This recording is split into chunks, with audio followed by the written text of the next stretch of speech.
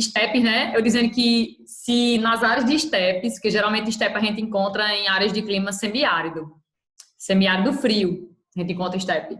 Áreas de planície, relevo de planície, em áreas, né, de clima semiárido, mais frio. Aí o que é que acontece? Se nas áreas de estepes, se fosse um local ali de estepe, mas que tivesse um pouquinho mais de chuva, a gente dizia que era uma pradaria. E se tivesse um pouquinho menos de chuva nessas áreas de estepes, a gente dizia que era um deserto. Porque realmente a característica seria de um deserto. Porque deserto tem aí a característica de ser árido, né? Já as estepes, que é um tipo de vegetação que a gente encontra geralmente em áreas de clima semiárido. Então, se chovesse menos, seria um deserto. E mais um pouquinho, pradaria. Então, ó, estepes a gente encontra em áreas de planícies, como eu falei. Aí, encontra geralmente numa área de transição. Peraí. Pedro tá entrando agora. Geralmente, estepes a gente encontra em área de transição. Tipo assim, ela fica geralmente entre uma savana e uma área desértica. Aí você encontra geralmente um estepe entre uma savana e uma área desértica. A gente geralmente encontra ali a vegetação de um estepe. Outra coisa, ela acontece principalmente na Ásia. A gente encontra mais estepes na Ásia, mas também encontra aqui nos Estados Unidos. É muito comum a gente encontrar estepes em locais como a parte fria da Rússia, né? Sibéria, na China, também na Mongólia, na Ásia. E também ela é muito comum nos Estados Unidos. Aí sim, essas estepes é um tipo de... A vegetação da estepe é uma vegetação que é adaptada a áreas onde, como o clima é semiárido, então as chuvas são bem escassas, geralmente a umidade não é muito elevada do ar, então a vegetação ela é adaptada a essas condições, com pouca chuva e pouca umidade, geralmente. E aí o que é que acontece? São espécies que, em suma, grande parte delas são espécies rasteiras, certo? São herbáceas, tem a predominância de herbáceas. Pouquíssimas árvores você vai encontrar na área de estepes. Isso é uma característica tanto de estepe quanto de pradaria. Poucas árvores, pouquíssimas árvores. Praticamente quase nem tem, certo? Nessas áreas de estepes e pradarias. Poucas árvores, a maior predominância de espécies baixas, rasteiras. O que mais? Geralmente, essas áreas de estepes, elas estão bem distantes do oceano, então não tem influência marítima, mas você geralmente encontra estepes próximos a áreas montanhosas. Pode ser encontrado também próximo a áreas montanhosas. De clima semiárido, né? Pronto. Aí vamos para a característica das pradarias. Enquanto as estepes a gente encontra em áreas de clima semiárido, principalmente na Ásia, nos Estados Unidos, as pradarias a gente encontra praticamente em quase todos os continentes, né? O livro de destaque vai destacar bem isso aí. Quase todos os continentes você vai encontrar pradaria. A grande diferença das pradarias para as estepes é o clima do local, que é o clima das pradarias é um clima temperado continental, ele é úmido, então chove bem mais nas áreas de pradarias do que nas áreas de estepes. Pradaria também você encontra em áreas onde o relevo ele relativamente tem poucas ondulações. Geralmente você encontra pradarias em áreas de planícies ou com poucas ondulações. No Brasil a gente tem um tipo de a gente tem pradaria, né? Que é dessa região aqui da parte sul do Brasil. A gente tem um domínio morfoclimático que a gente chama de pradaria, né? Que é essa parte sul aqui do Brasil. E aí, outra coisa. Alguém está falando comigo? Deixa eu ver aqui. Se tiver feito a chamada, eu estou presente. Ok, Diego. Sim. Sim, poucas árvores também existem nas áreas de pradarias. Predominam espécies baixas, herbáceas. Também encontramos alguns arbustos, espécies de porte médio. Mas predominam as gramíneas, de porte baixo, né? Outra coisa sobre as pradarias. É um bioma que vem sendo muito devastado pela ação da pecuária. Áreas de pradaria vêm sendo desertificadas, vêm passando pelo processo de desertificação, principalmente por causa do pastoreio do animal, que fica pisoteando a vegetação e, com isso, acaba degradando aquele solo e desertificando a área com o tempo. Né? Então, uma das áreas aí que sofrem com esse processo de desertificação é a pradaria no Brasil, por causa da pecuária, né, que fica pisoteando lá a vegetação, que geralmente é a vegetação rasteira, predomina a vegetação rasteira. Outra coisa, as áreas de pradarias, a gente vai encontrar os solos mais férteis do mundo, solos com uma textura, uma cor, uma coloração escura, com muitos nutrientes, com muito humus, que são os solos chamados Chernozem. Eles são encontrados em áreas de pradarias. Aí diz aqui, né? Na América do Sul a gente encontra essas formações na Argentina, no Uruguai e no Rio Grande do Sul, no Brasil.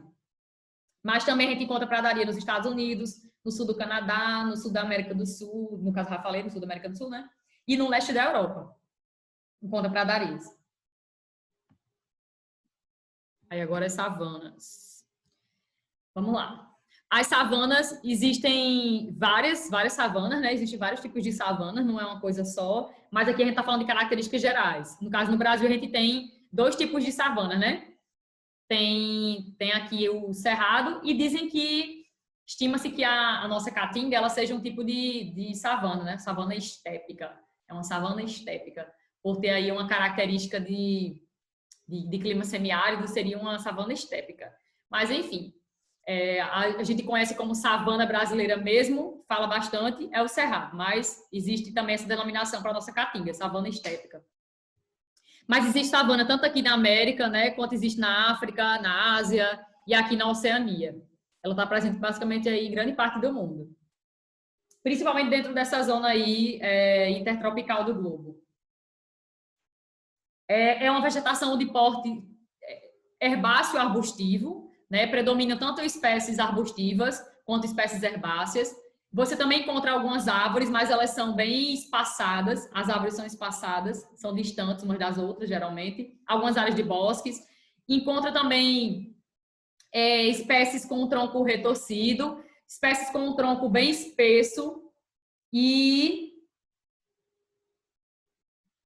Espesso e tem outro nomezinho para isso também.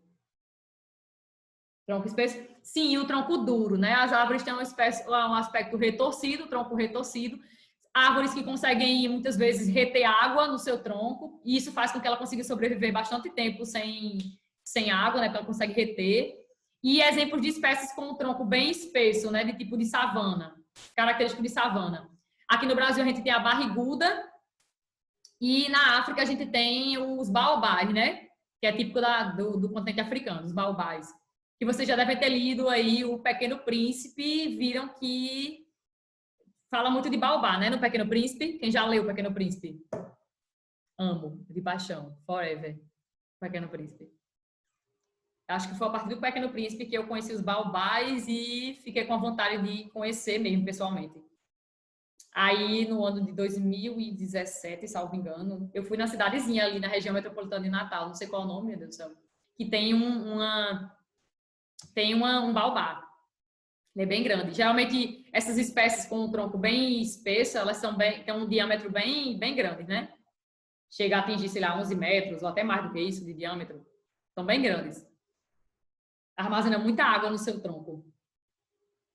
Aí diz aqui, né? Você vai encontrar vários tipos de savanas. E as savanas, elas têm denominações diferentes conforme o país onde ela se localiza. Então, tem aqui Venezuela, Colômbia, que se chama de llanos. Aí, o Cerrado, no Brasil. Scrubs, na Austrália. E Jungle, na Índia. Mas ela está espalhada aí por várias partes do mundo, né? E tem várias denominações. Ok. Predominam as espécies arbustivas. Ela é tipo arbustiva. Quando você estuda savana, né, você vê que as espécies que mais predominam nas savanas são espécies arbustivas. Por isso que quando a gente diz que a savana ela é herbácea, arbustiva, porque ela predomina isso aí, né? Espécies baixas e espécies intermediárias, de troncos retorcidos. Desertos. Os desertos acontecem mais em áreas de latitudes entre 15 graus e 30 graus, tanto para o norte quanto para o sul. Pode reparar aí, né, no mapinha de vocês, tanto para o norte quanto para o sul você pode encontrar deserto.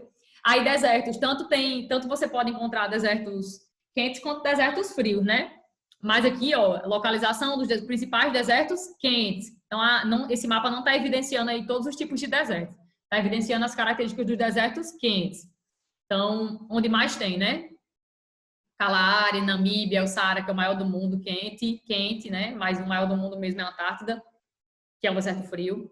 Aí tem deserto na Austrália, deserto aqui na Ásia, tem um bem conhecido aqui na China, que é o deserto de Gobi. Tem muito deserto nessa região aqui da Península Arábica. Essa região aqui do Oriente Médio é bem característico também os desertos.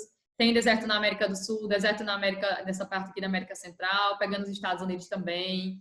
Enfim, é onde se localiza mais entre essa faixa entre 15 graus de latitude e 30 graus de latitude, tanto para norte quanto para sul. Características do deserto, dessas áreas de deserto. A vegetação é xerófita ou xerófila, que é uma vegetação adaptada a pouca quantidade de chuva, a escassez de chuva em momentos aí longos. Geralmente chove em torno de 500 milímetros anuais ou menos do que 500 milímetros anuais nas áreas de deserto. A gente encontra uma vegetação que consegue sobreviver bastante tempo com pouca quantidade de chuva. Geralmente elas ficam tentando ter raízes profundas para tentar buscar o máximo possível de água do lençol freático e sobreviver. As folhas são perdidas, são caducifoliadas, folhas caem para que elas consigam sobreviver, sofram menos o processo da evapotranspiração, consigam reter água. Dentro de desertos, a gente também encontra locais com um pouquinho mais de umidade e com a presença da vegetação um pouco mais exuberante, que são as áreas de oásis. Os solos são rasos, pedregosos, a quantidade de chuva é limitada. Aí sim, a vegetação geralmente é formada por vegetação de porte baixo, né? Geralmente as espécies de um deserto são espécies herbáceas, mas também a gente encontra algumas espécies arbustivas, pequenos arbustos.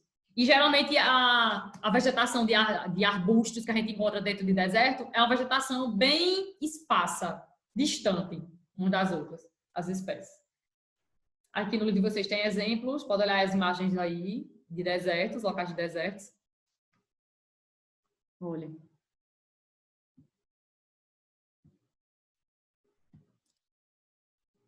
Aqui na outra página.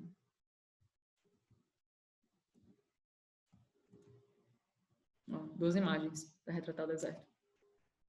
Geralmente os solos são rasos, pedregosos. E as áreas que a gente vai encontrar uma certa umidadezinha são as áreas de oásis. E é uma vegetação de alguns arbustos, pequenos arbustos, gramíneas. E agora a gente vai falar sobre o último bioma que tem aqui no vocês, que são as florestas tropicais. Formações florestais de baixa altitude. Geralmente a gente encontra ali próximo da linha do Equador, né? Ou em cima ali, dentro da região equatorial. Sobretudo dentro dessa região tropical do globo. Então, por isso que ela é chamada de floresta tropical. São as florestas com maior biodiversidade, são as formações vegetais com maior biodiversidade do mundo, onde a gente vai encontrar maior variedade de espécies no mundo todo, é nesse tipo de bioma, de todos aqueles que eu já falei. Né? Esse tipo de vegetação aqui é a vegetação mais biodiversa e também que conta aí com a grande biomassa, né? Com a grande quantidade de massa vegetal. E eu me refiro tanto vegetal quanto animal, né? Se localiza dentro de uma área bastante quente, úmida, duas características essenciais para se ter uma grande variedade de espécies. Se localiza dentro de uma área... A gente vai encontrar algumas características que são inerentes às florestas tropicais. Claro que tem uma diferençazinha de uma floresta tropical para outra. A gente vai encontrar alguma diferença. Tem vários subtipos de florestas tropicais. Mas tem algumas características da floresta tropical que é comum entre elas. Como, por exemplo, o livro destaca que elas são as espécies são densas, né? A vegetação é densa, muito próxima umas das outras. No Brasil, a gente tem dois tipos, né, de floresta tropical. A gente tem aqui a Amazônia, que é uma floresta tropical, a maior floresta tropical do globo, de maior biodiversidade, e a gente tem a Mata Atlântica. Não está bem enfatizado nesse mapa, não, mas a gente tem, né? A Mata Atlântica e a Floresta Amazônica. Aí sim, quais são as características? É uma vegetação densa, bem fechada, geralmente, é uma das características da floresta temperada, ela ser densa. De certa forma, não permite tanta nossa ocupação no espaço, por ela ser muito densa e fechada, as plantas são muito próximas umas das outras, ela é bem densa. É uma vegetação heterogênea, porque conta com uma grande variedade de espécies, heterogênea, né? Grande variedade. Perennifoliada, as folhas elas não caem numa estação específica e elas estão sempre verdes, é muito úmida, se encontra em áreas muito úmidas. Por isso também que uma outra característica dessa vegetação é porque ela é higrófila, consegue resistir a ambientes, né? Tá dentro de um ambiente muito úmido, de grande pluviosidade, e as plantas as folhas são latifoliadas, né? São largas, né? Grandes e largas, são latifoliadas.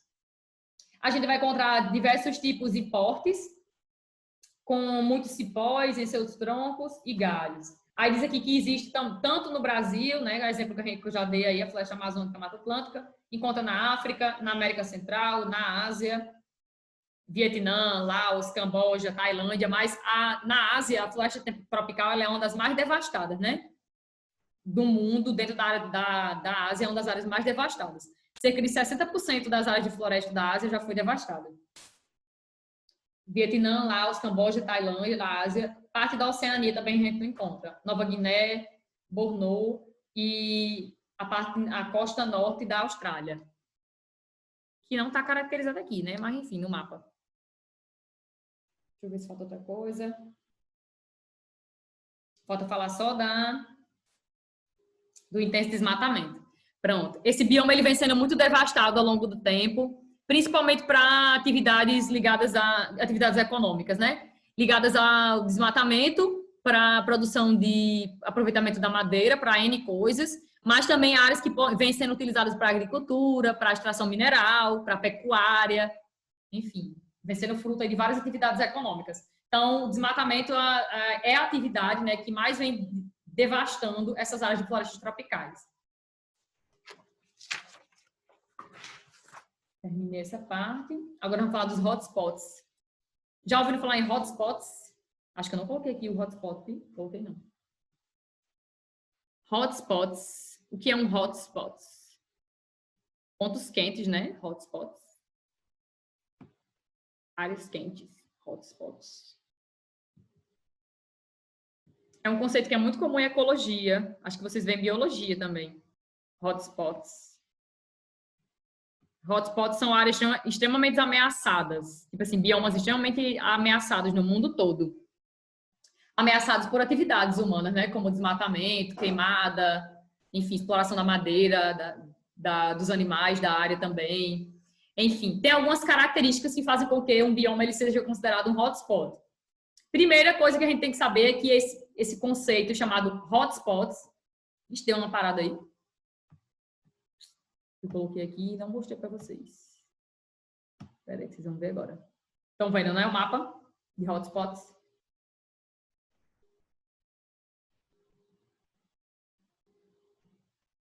Estão vendo?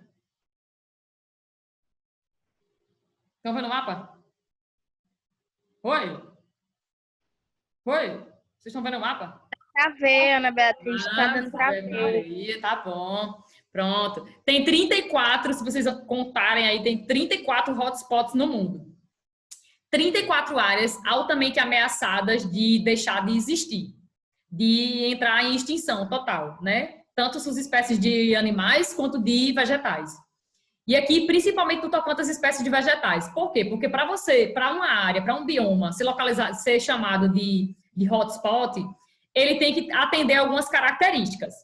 Por exemplo, ele tem que ter pelo menos 1.500 espécies endêmicas de plantas, espécies endêmicas, ou seja, que existe ali, que é daquele local, certo? Que é daquele bioma. Ele tem que ter pelo menos 1.500 espécies endêmicas de plantas, tem que ter pelo menos 3/4 de sua área, de sua vegetação devastada, é outra característica, e ser altamente ameaçado, né, de desaparecer, de deixar de existir, de entrar em extinção, por atividades humanas. O que mais? Aí sim, aí você se pergunta, tem hotspot no Brasil? Tem. Qual seriam os hotspots brasileiros? Quais biomas brasileiros são hotspots? São áreas altamente ameaçadas. Um deles tem 7% de sua cobertura original, das plantas, da vegetação original, tem 7% hoje. E outro tem 20% de sua cobertura original. Com base nesse estudo aí de hotspot. Quais seriam os biomas brasileiros altamente ameaçados de deixar de existir? O primeiro eu sei que é Mata Atlântica. Isso, Mata Atlântica é um deles. Esse aqui da costa, né? Só tem 7% de acordo com esse estudo. E o Pantanal? E o outro não é o Pantanal. Está pegando essa parte central do Brasil aqui. Cerrado. Cerrado, pronto. O outro hotspot brasileiro é o Cerrado. E aí vocês lembram, né? Por que o Cerrado agora ingressou nesse ramo, né? Nesse conceito do hotspot? Porque o Cerrado é uma das áreas de maior expansão agrícola no Brasil. Desde o finalzinho a metade ali do século XX para cá, segunda metade do século XX, o Cerrado vem sendo utilizado como uma área de grande cultivo, de expansão de fronteira agrícola, tanto para cereais como soja, trigo, Trigo não é cereal não, né? Trigo conta como cereal? Milho, enfim, trigo conta como cereal. Conta? Conta, não conta? Eita, não, Beatriz. Perdoe. Meu Deus. Eu acho que conta, Ana Beatriz. Uma mentira, eu acho que conta também. Vai que eu deixo mentindo aqui na aula online. Deixa eu tirar minha dúvida. Mas eu sei que cultiva muito trigo, né, também. Como desenvolveram espécies que são adaptadas ao solo ácido, então se cultiva de tudo no Cerrado. Até café. Eu estava lendo que estão cultivando muito café também nessas áreas de Cerrado. Trigo é considerado um cereal também. Então, trigo, café, cana-de-açúcar também vem sendo cultivada. Enfim, é uma área de grande expansão agrícola no Brasil. E também de pecuária, né? Extensiva para corte. Então, por isso que é considerado um hotspot. E é um dos biomas mais ameaçados também de deixar de existir do Brasil, né? Ele e a Mata Atlântica. A Mata Atlântica é o principal hotspot. Que, na verdade, só sobra aí menos de 10% de sua cobertura original da vegetação.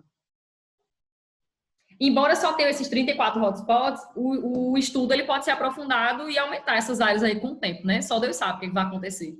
O ser humano é altamente invasivo, então possivelmente vai mudar futuramente. Aí vamos lá, para terminar essa parte aqui, a gente tem mais 2 temas, essa aula. A biopirataria e vamos falar um pouquinho sobre desmatamento no Brasil. Biopirataria, o que é isso? É um termo talvez novo para vocês, mas eu acho que vocês... Não, acho que primeiro ano vocês pegaram o GEL, por isso que vocês não viram isso no primeiro ano. Biopirataria é um conceito, no ano de 1876, o inglês Henry contrabandeou não sei quantas sementes aí dessa espécie, da seringueira, de Santarém, no Pará, para a Malásia, e outras possessões tropicais administradas pelos britânicos, que ficou marcado na história como o maior caso de biopirataria do Brasil. Aí deixa eu citar outro exemplo de biopirataria no Brasil, tipo...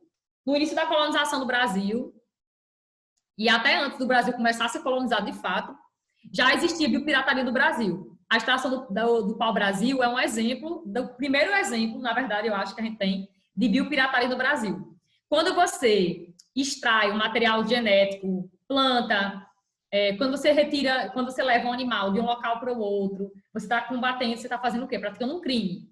Um crime que a gente chama de biopirataria. Mas não, embora isso seja errado, seja ilegal, não existe ainda uma lei. O ruim da biopirataria é isso, porque não existe ainda uma lei específica na nossa legislação. Não existe ainda uma lei para punir esses crimes severamente. Né? Eu estava dizendo aqui no finalzinho desse texto.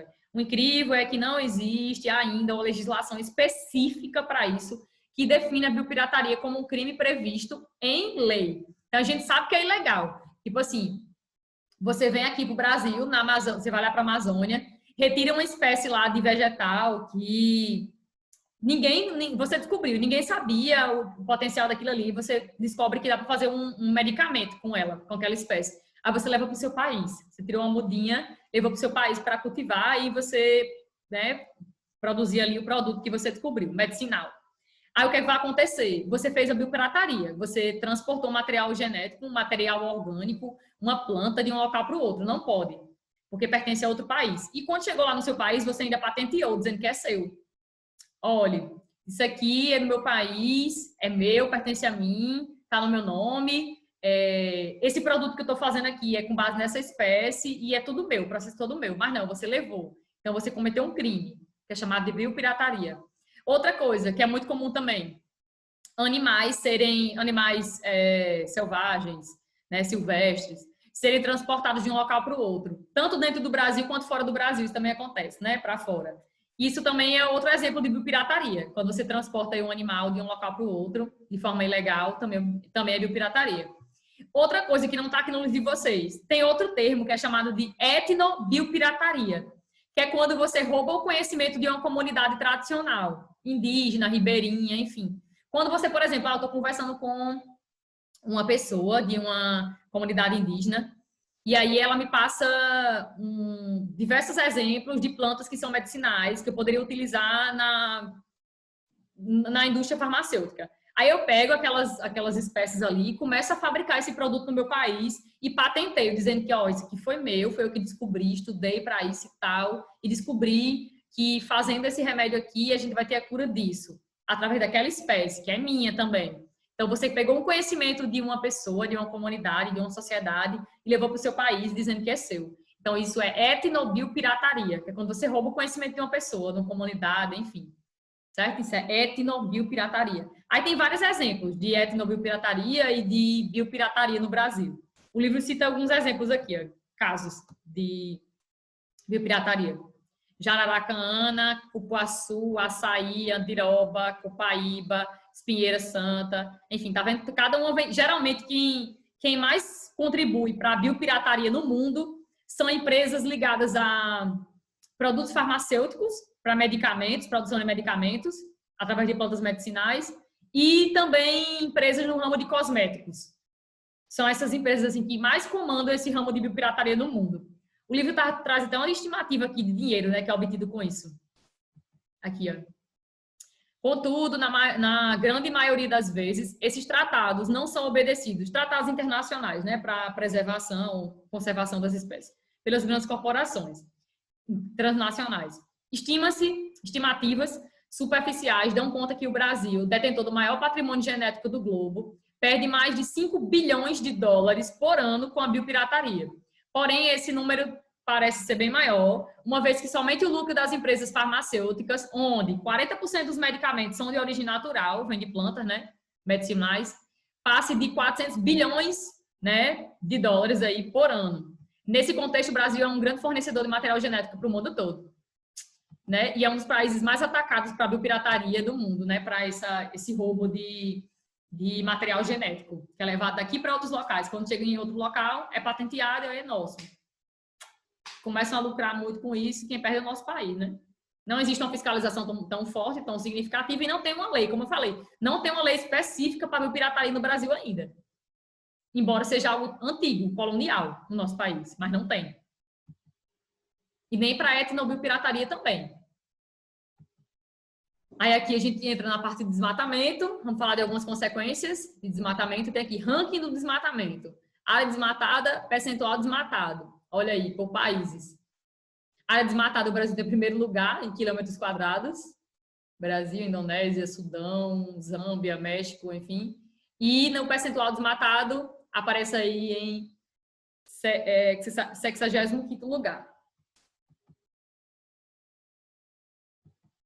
Dados do Banco Mundial. Deixa eu ver o que é que eu anotei aqui para falar dessa parte.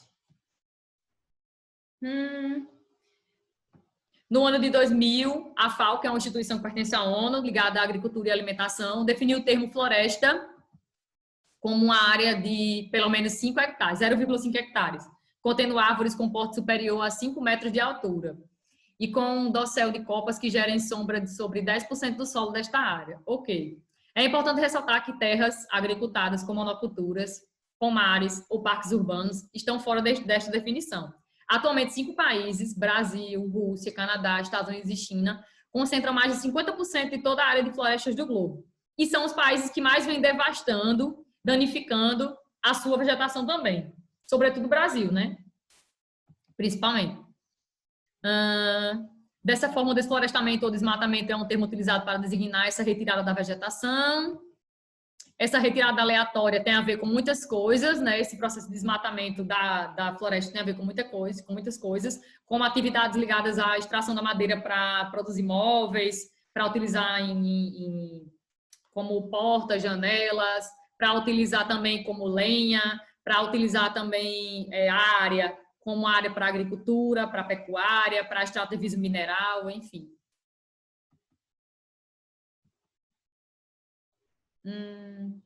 Essa devastação promovida através das atividades humanas já alterou no período de apenas 300 anos, grande parte da superfície que corresponde às terras emersas do planeta, pois mais de 50% de toda a cobertura vegetal natural já foi suprimida, restando apenas 31% de áreas florestais em diversos graus de conservação no mundo, das quais aproximadamente 20% delas ainda estão em condições intocadas.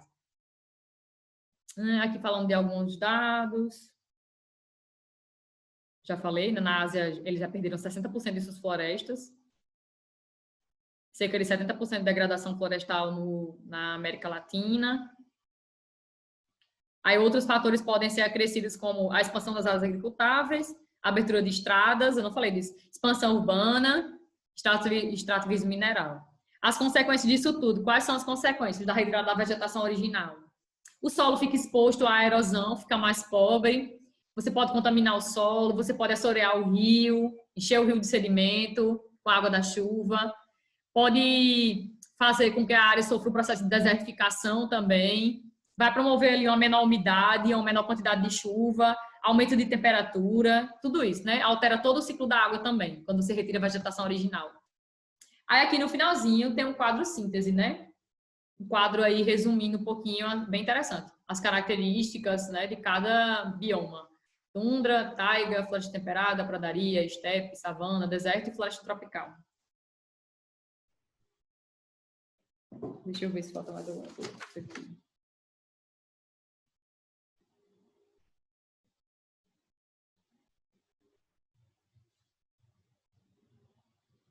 Não, né? Agora vamos para a outra aula, que é em Geografia 1. Deixa eu botar aqui.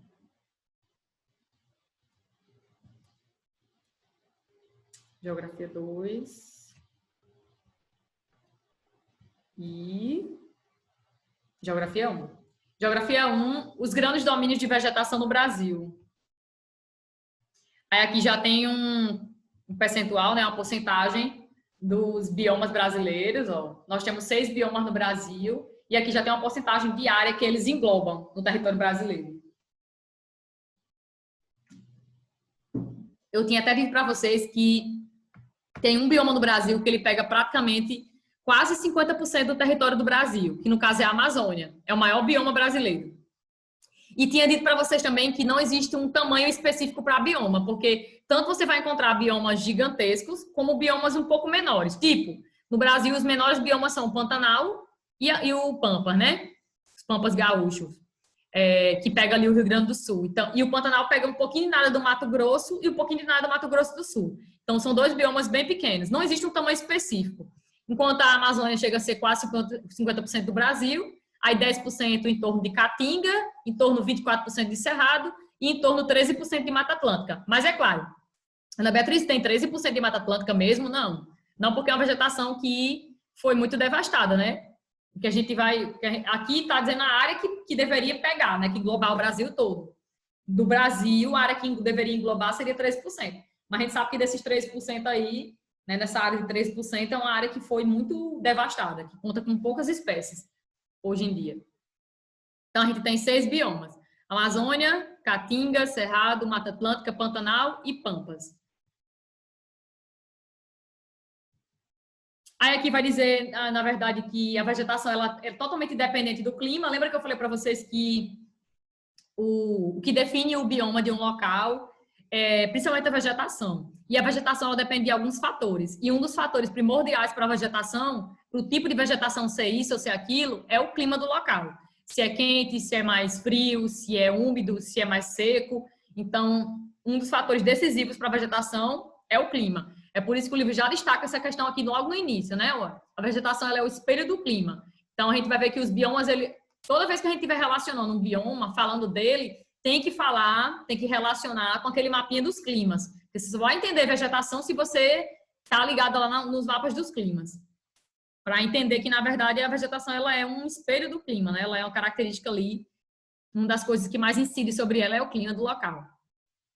O Brasil, aqui está dizendo, né, que o Brasil tem uma grande extensão territorial, latitudinal, está presente mais no hemisfério sul do que no hemisfério norte, mas tem uma porçãozinha ali no hemisfério norte.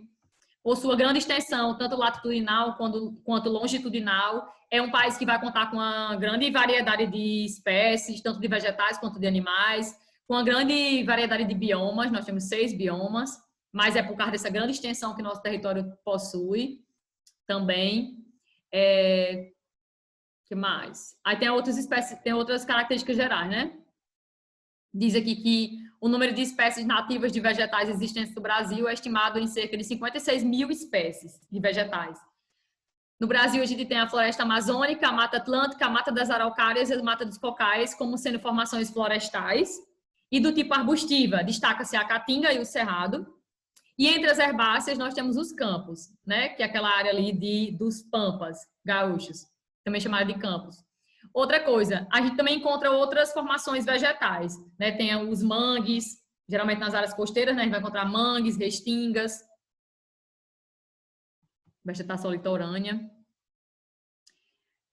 Tem o Pantanal também, que tem uma grande característica por ser bem, tá dentro de uma área de transição. A gente vai encontrar no Pantanal espécies muito parecidas com a área de floresta, com a área de cerrado, com a área de caatinga, enfim. Zonas da terra, e aqui pegando o Brasil, né? Onde é que o Brasil se situa em relação às zonas da terra.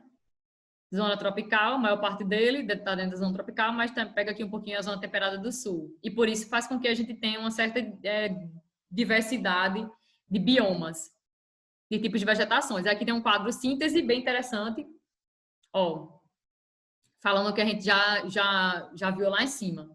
Ó, formações florestais ou arbóreas no Brasil. A gente tem o quê? Tem a Amazônia, né? Formação florestal Amazônia. Aí tem aqui a Mata Atlântica, esse verdinho também. Aí tem a Mata de Araucárias, tá nessa área de latitude geralmente média, a latitude média. E temos também a Mata dos Cocais, aqui, nessa região do meio norte, pegando um pouco aí do Maranhão, um pouquinho de nada do Piauí, enfim, essa área aqui entre Maranhão e Piauí, Mata dos Cocais, que são áreas de florestas também, onde predominam as palmeiras, como o babaçu, a carnaúba, o buriti. Aí a gente tem também áreas de formações arbustivas e herbáceas, ou seja, de porte aí médio a porte mais baixo. Exemplos, caatinga e principalmente também o cerrado. E também essa região aqui dos pampas, né? O Campos, região de Campos. Também predominam espécies herbáceas e arbustivas, mas arbustivas mais espaçadas. E temos as formações complexas e litorâneas, que se destaca aqui o Pantanal, nesse número 6, pegando aqui um pouquinho do Mato Grosso do Sul. Aí vegetação litorânea, manguezais e vegetações de dunas, que a gente encontra em áreas de dunas. Então a gente vai ver algumas características aí inerentes a tudo isso. Ok?